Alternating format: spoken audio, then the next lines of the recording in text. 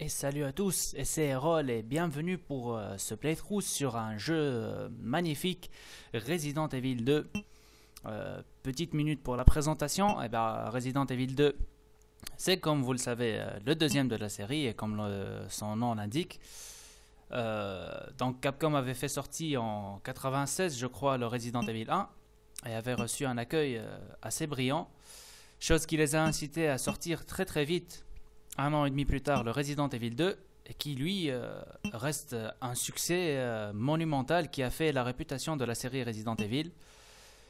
Et donc, juste après, vu ce succès, était sorti un an plus tard Resident Evil 3.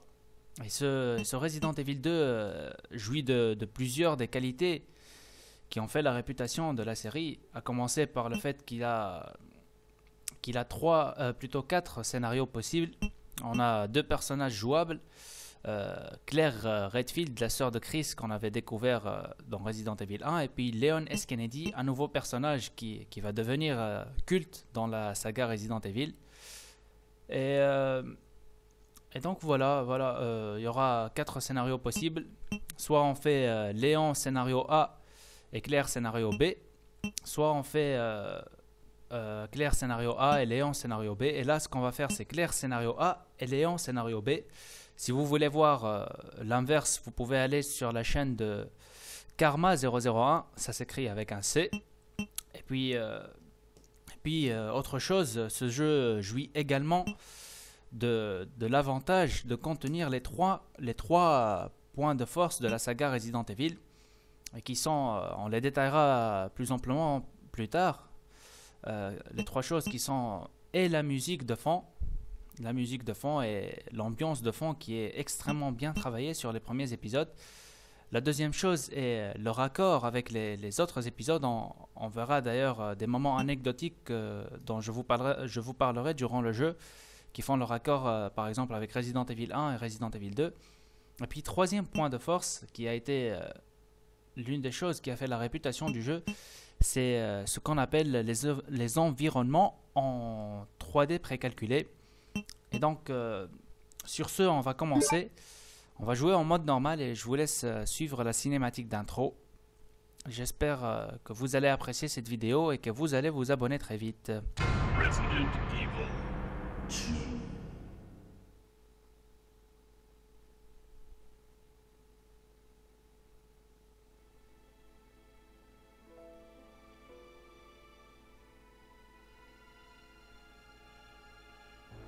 A bizarre incident occurred in the outskirts of an American suburb called Raccoon City.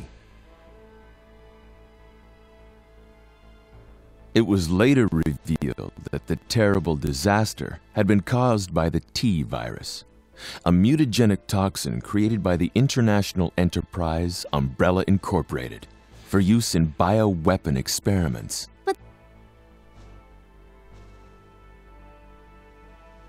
The Raccoon City Police Department's Special STARS unit immediately began investigation in the affair. The case was apparently closed, thanks to the efforts of STARS members Chris Redfield and Jill Valentine. But the Umbrella Corporation's experiments were far from finished.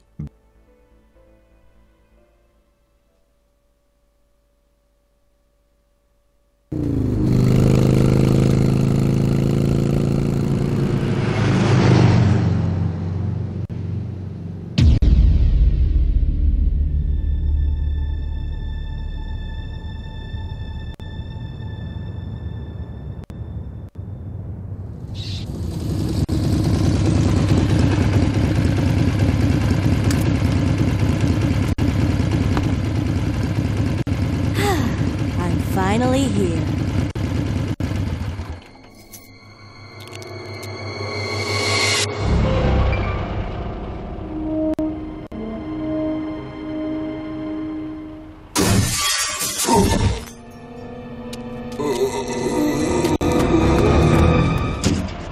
That guy's a maniac. Why'd he bite me?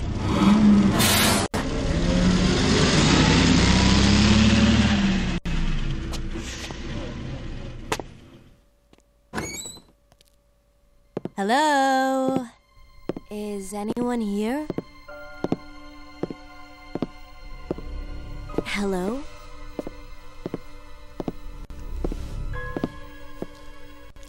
Hello?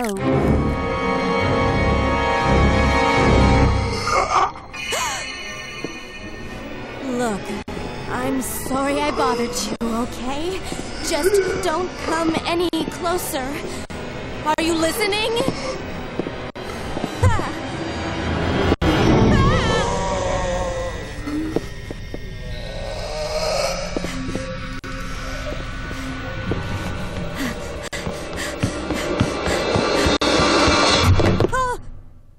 Wait! Don't shoot! Get down!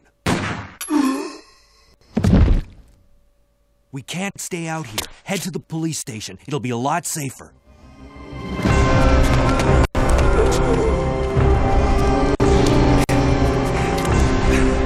There! Buckle up. Okay.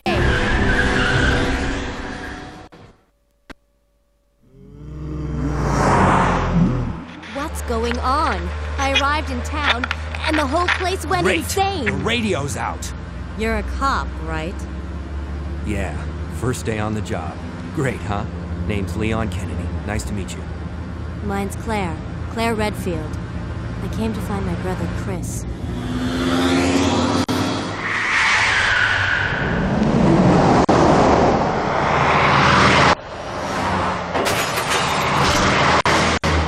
Hey, could you open the glove box? Sure. There's a gun inside. Better take it with you.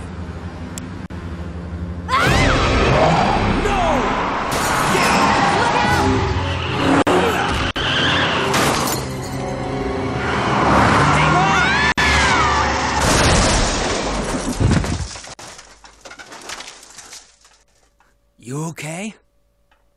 Still in one piece. That maniac's gonna whip!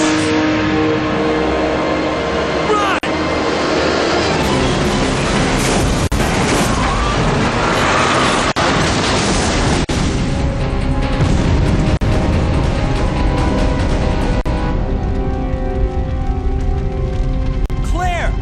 Leon! I'm okay. Head to the station. I'll meet you there. Okay.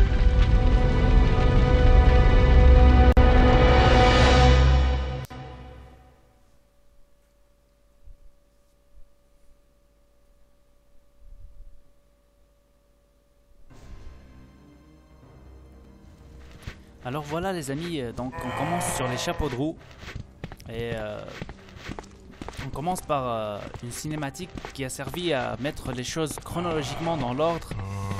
On est sur Resident Evil 2, on est exactement, je crois, le 27 septembre 1998.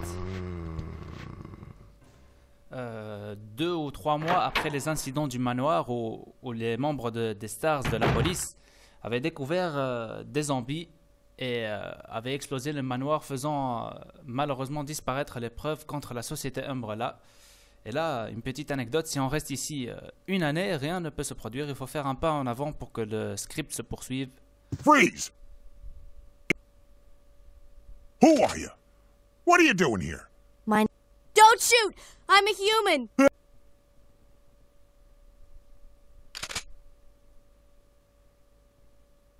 Ooh. Sorry about that, babe. I thought you were one of them. What's going on in this town? Hold on. I ain't got no clue, darling. By the time I noticed something was wrong, the entire city was infested with zombies. That... Et donc voilà, donc je disais qu'on était à 2 ou 3 mois après les incidents du manoir où les Stars avaient fait la découverte de tout ce qui était zombies et compagnie. Et voilà que quelques mois plus tard, on est dans la merde et toute la ville de Raccoon City est envahie par les zombies parce que personne n'a voulu croire les Stars lorsqu'ils ont raconté ce qu'ils ont vécu. Et voilà que... Donc pour la petite anecdote, je vous fais remarquer que Resident Evil 2 et que Resident Evil 3 se passent à peu près dans les mêmes 48 heures ou les mêmes 24 heures. D'ailleurs, c'est l'un des points de force, comme je le disais tout à l'heure, des Resident Evil de l'ancienne génération, c'est qu'il y avait des pièces qu'on pouvait revisiter dans différents opus de Resident Evil. Et on prenait plaisir à remarquer certaines choses qu'on avait actionnées ou qu'on avait activées, ou certains cadavres qu'on pouvait revoir d'un Resident Evil à l'autre. Et là, on avance.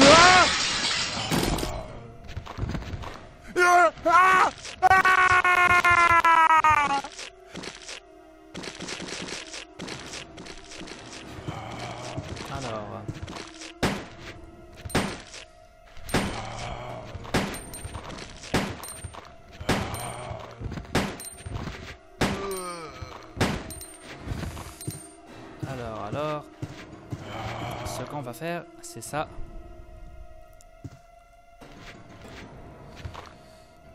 Voilà. Ouais. Et bah, je suis un professionnel des esquives. Je suis un professionnel et Resident Evil oblige à savoir s'y faire question esquive. Alors, on va faire vite là. On va faire très vite et on va chercher le chargeur pour pouvoir nous débarrasser de ces compères. Alors, combiner, c'est parti. On avance. Allez messieurs, faites-nous de la place.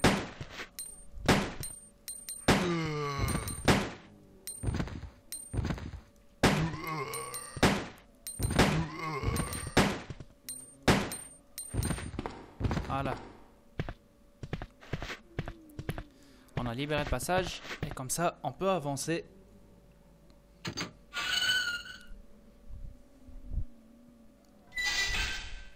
Et donc le deuxième point de force, comme vous le voyez là, c'est les graphismes. C'est tous ces détails. C'était quelque chose d'épique pour un jeu sorti sur une console comme la PlayStation 1 et surtout en 98. Vous imaginez, ça fait 14 ans que ce jeu est sorti et il est toujours jouable grâce à ses environnements en 3D précalculés. La caméra est fixe de telle façon à ce que les effets de lumière et les effets d'ombre soient précalculés, et donc plus faciles à gérer. Et du coup, on peut admirer assez aisément tout ce que...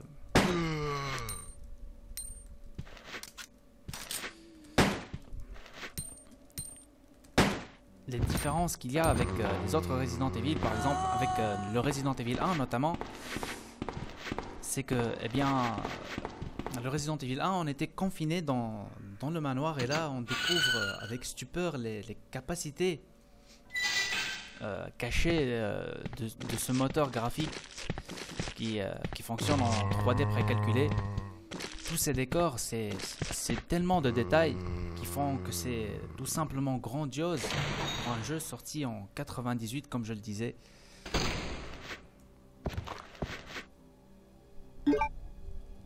On va tâcher d'avancer. En théorie, on devrait être capable de terminer ce jeu en